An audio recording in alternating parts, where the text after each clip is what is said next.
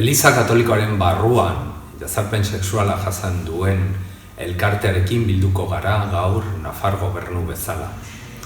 Horrekin, nolabait goraipatu nahi dugula, denbora luze batez jende hau izan dela impunitatepean eta ilunpean.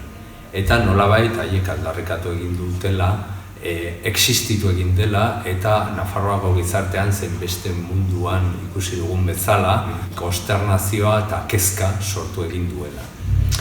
Modu batez edo bestez, guk badakigu impunitatea da oztopo bat eta badakigu justizian igual iraungitze data izan dituztela haiek salatutako delituak.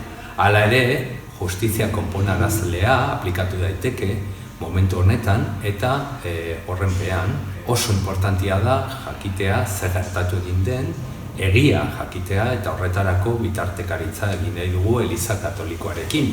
Alde batetikan edo bestetikan nolabait elkarte hori errazteko. Eta beste modu batez, arreta emanen diegu biktimei eta eskainiko diegu nolabait biktimen arretarako daukagun bulegoa, Justizia Departamentuan.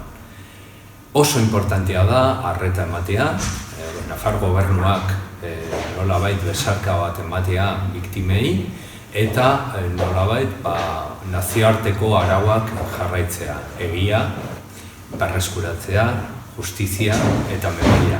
Eta oso importantea den ere, bermatzea gauza horiek ez direla errepikatuko gure gizartean.